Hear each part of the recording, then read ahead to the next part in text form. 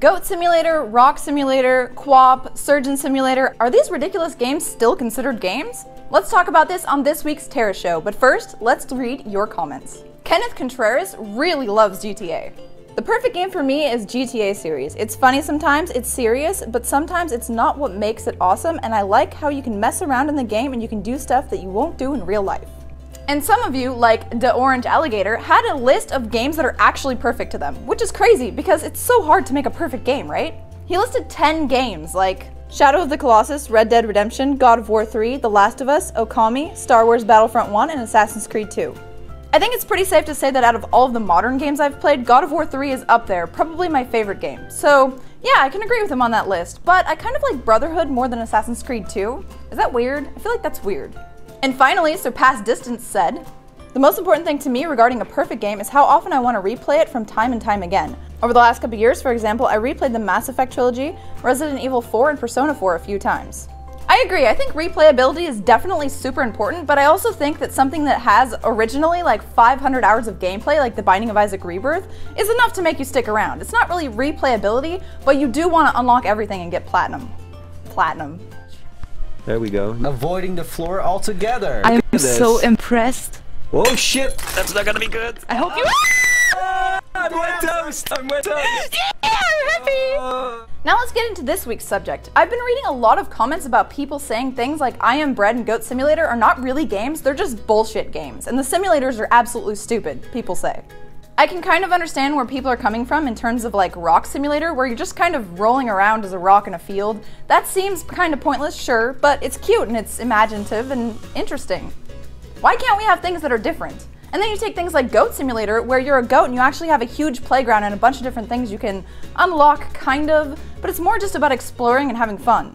Are these games pointless? Sure. Is there really a purpose to them? Not really, but you can have fun and it's interesting to see what developers can come up with. In this day and age where almost everything has already been tried, don't you think people should be a little more imaginative and have fun with what they make? Doesn't necessarily mean it has to be the most riveting, amazing game in the world, right? It just has to be fun for someone somewhere and, you know, make people happy. R to use. Holy shit, I'm on a fucking bicycle. What the fuck? Okay, let's try this again. Oh my god, I'm a goat on a motherfucking bicycle. This is the best game ever. Can I get out of here? Okay, I'll just die instead. How about that? So let's go back a few years. Think about the brain training games on the Nintendo DS. Those weren't really games, right? I mean, they had a purpose and they were fun and they were even educational, but they weren't really sophisticated with great graphics and it wasn't a story plot. It wasn't like a game you would consider a gamer would play. And now it seems like there's this whole new trend that started way back with QWOP, where there's like insanely hard controls and you're trying to simulate something in real life, but much, much harder because you're using, you know, WASD and stuff like that. Take Surgeon Simulator, for example. That took the weird concept to a whole new level.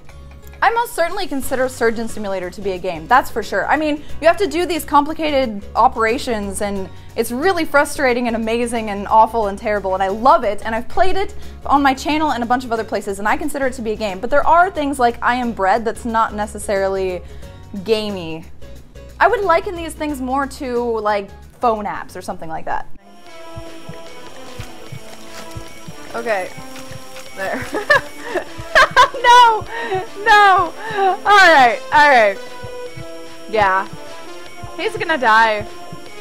That's what's gonna happen. Surgeon Simulator was made by Bossa Studios, the same company that developed I Am Bread. In I Am Bread, you have to be super fast and do all your moves perfectly in order to get toasted or not. I Am Bread is pretty much about speed running. You have to do everything perfectly and be super fast. And whether or not you get toasted depends on how perfect your score is in the game. I can't really say why, but I feel like Surgeon Simulator is a bit more of a game than I Am Bread, but I feel like both are games. And there's no shame in having fun playing them, in my opinion. Okay, let's go back to the essence of my topic. These games don't really have a story. You can't compare them to like Assassin's Creed or even StarCraft and Call of Duty. But does that make them any less of a game? Do games have to have every single aspect that can be in a game, like a robust story, great multiplayer, in order to even make them a game? I don't think so. What do you guys think?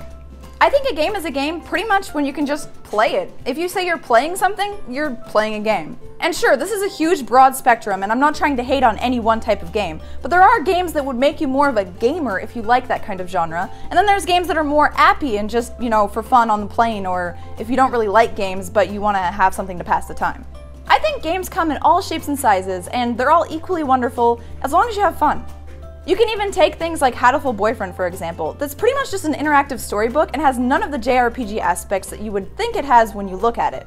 Just the dialogue, nothing else. That's still a game, right? Because you're playing and making choices and having fun. You don't look like you have a good reason to be here. Did you need something? I heard Yota Kawada from 2-3 was supposed to be here. Him? He's already gone. So what do you guys think? What constitutes a game? What is something that you would say that would make something not a game as opposed to making it an actual game? Do you hate on people who only play things like I Am Bread or, you know, Rock Simulator? Let me know down in the comments. Don't forget to like the video, subscribe to the channel, and make sure you check out my personal channel down in the description. And remember, anything you post in the comments might be seen on next week's show, so don't forget to check back. Bye. Just pick it up. Just pick the fucking thing up. I had it before.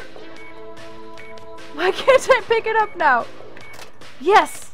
Oh my god. Oh my god, insert. No, I dropped it. What? No.